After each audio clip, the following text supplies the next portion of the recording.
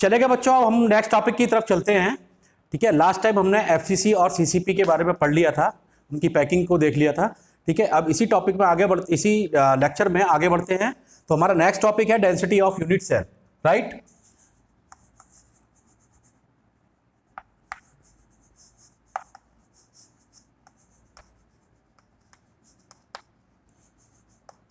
Density of unit cell, right. तो देखिएगा, पहले डेंसिटी के सेंस को समझ ले। तो डेंसिटी का फार्मूला आप सब जानते हैं, डेंसिटी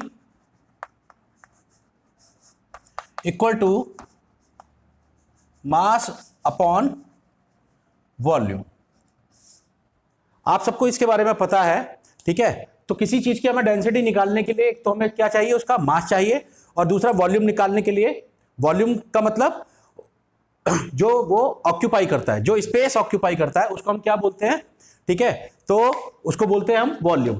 तो डेंसिटी निकालने के लिए हमें मास और वॉल्यूम की जरूरत पड़ती है। जैसा कि आप सब जानते हैं, पहले आप जैसे निकालते थे सॉल्यूशन की डेंसिटी को आपने पढ़ा होगा, तो सॉल्यूशन का मास और सॉल्यूशन के वॉल्यूम को के रेशियो को हम क्या बोलते थे, सॉल्यूशन की डेंसिटी बोलते थे। ठीक है, इसी तरह से कोई पूछे कि यूनिट सेल की डेंसिटी बताइए, तो डेंसिटी ऑफ यूनिट सेल, ठीक है, देन यूनिट सेल का मास और यूनिट सेल का वॉल्यूम। तो सबसे ज्यादा हमने जो डिस्कशन किया है बेटा, वो किसके बारे में किया है, तो क्यूबिक यूनिट सेल की बात करते हैं। तो हमने सबसे ज्यादा क्यूबिक यूनिट सेल के बारे में डिस्कशन किया है, तो यहां पर मैं क्यूबिक यूनिट सेल को ही लेता हूं।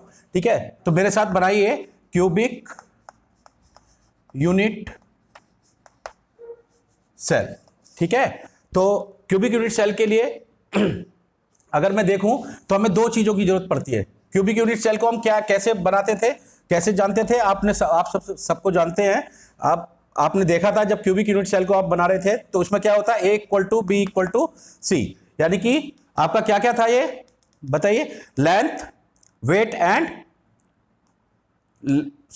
लेंथ, ब्रेथ और हाइट। ये तीन चीजों को हम यहां पर देखते थे। ठीक है, हाइट, लेंथ और ब्रेथ। ठीक है, ये सारी की सारी क्या होती थी, एक दूसरे के इक्वल होती थी। कैसी होती थी, इक्वल होती थी। ठीक है, यू ऑल नो, राइट। दूसरा अगर देखें तो अल्फा, बीटा एंड गामा। ठीक है, ये कैसा होता था बच्चों, 90 डिग्री। ठीक है, यही तो होता था। ठीक है, तो चलिएगा अब बनाते हैं यूनिट सेल। यूनिट सेल बनाने के लिए मैंने आपको बताया था, ठीक है, कैसे बनाते हैं यूनिट सेल।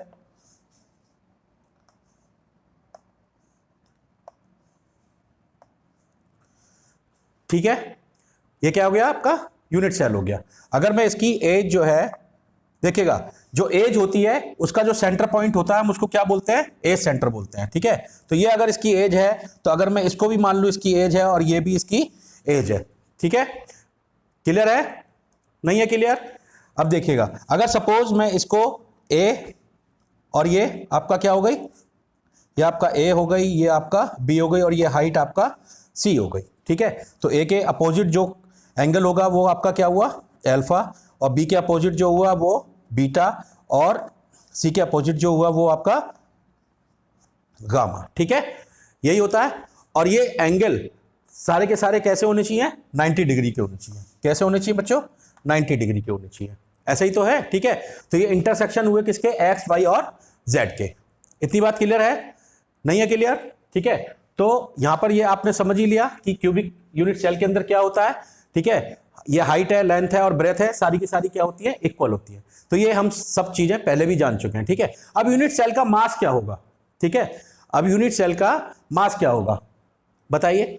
ठीक है, इस यूनिट सेल में तो मात्र इमेजिनरी अगर देखी जाए तो डॉट है, ठीक है, और लाइंस हैं, तो उनका तो मास कुछ होता नहीं है, आप सब जानते हैं। ठीक है, मास किसका होता है बेटा, मास होता है एटम का।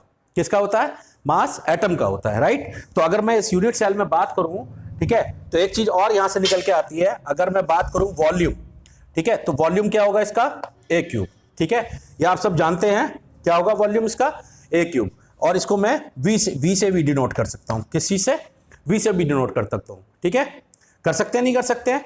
अब अगर मैंने पैरामीटर्स चेंज कर दिए, सपोज मैंने ये वाले पैरामीटर्स जो है ये वाले पैरामीटर्स मैंने अगर चेंज कर दिए, ठीक है, सपोज ए बी सी, ठीक है, क्या है, एक दूसरे के इक्वल नहीं है। अगर सपोज करो A not equal to B, B not equal to C, अगर मैं ऐसा कर दूं, ठीक है, तो वॉल्यूम में क्या लिखूंगा, आप जानते ही हैं, a into b into c, यही लिखूंगा। Now we need mass of unit cell. ठीक है, we need mass of unit cell. तो हमें अब यहां पर किस चीज की जरूरत पड़ेगी? Mass of unit cell. ठीक है, जैसा कि मैंने आपको बताया, ठीक है, कि जो मास होता है अगर इस यूनिट सेल में देखें, ठीक है, तो हमें किसका मास निकालना है? हमें एटम का मास निकालना है, राइट। तो मास किसका होगा? एटम का होगा। और एटम कितने होंगे उसको किस चीज से रिप्रेजेंट करते हैं? आप सब जानते हैं, आपने निकाली है अभी, तो उसको रैंक से रिप्रेजेंट करते हैं। ठीक है, कि रैंक उसकी क्या है, राइट। तो रैंक ऑफ यूनिट सेल को डिनोट करते हो rank of unit cell, rank of unit cell, ठीक है, इसका मतलब होता है क्या? Z। क्लियर है? तो Z हमें क्या देगा? Atom per unit cell. क्या देगा? Atom per unit cell. ठीक है, चलेगा। ये बात तो यहां पर क्लियर हो गई।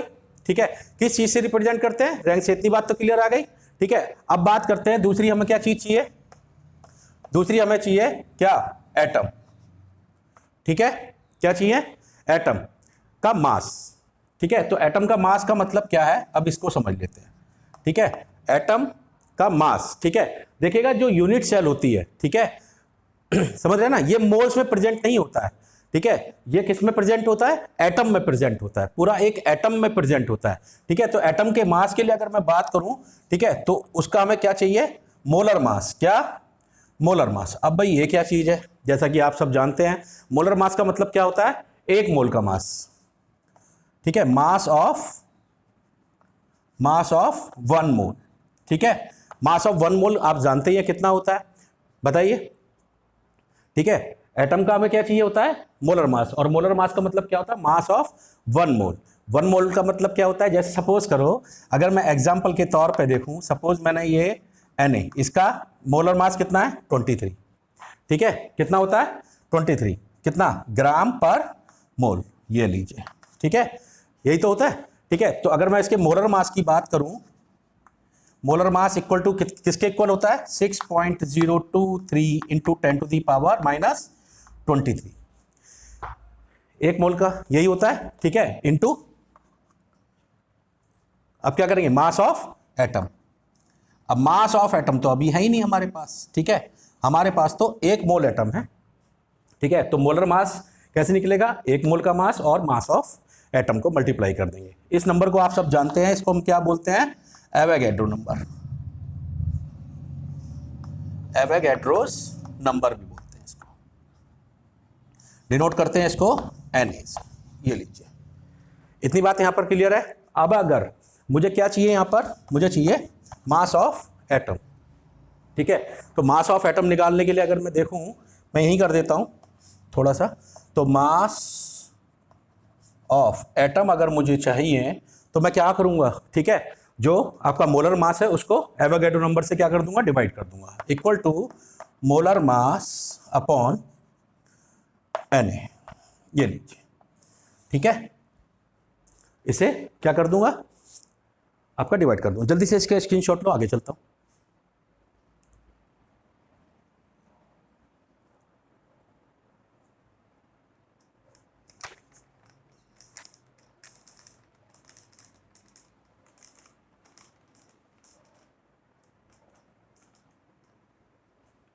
ठीक है बच्चों, हो गया? ठीक है, तो अब यहां पर डेंसिटी का फार्मूला कैसे निकालेंगे बताइए? तो डेंसिटी का फार्मूला मैं यहीं कर देता हूं बेटा इसको।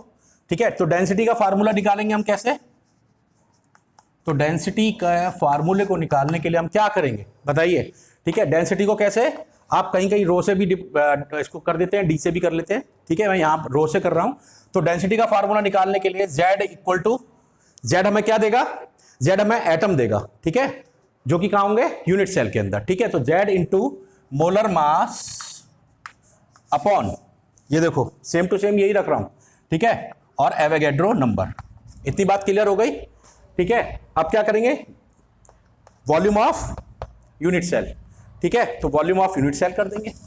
ये लीजिए, ये आपका एक्सप्रेशन आ गया।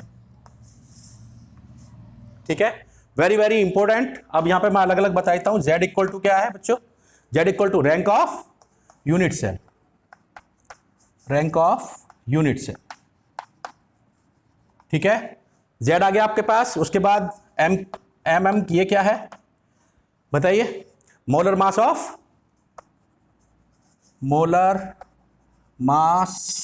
ऑफ एटम, ठीक है। उसके बाद आपका V क्या है, volume of unit cell, volume of unit cell. और बाकी Na जानते ही हैं आप सब, एवोगैड्रो नंबर,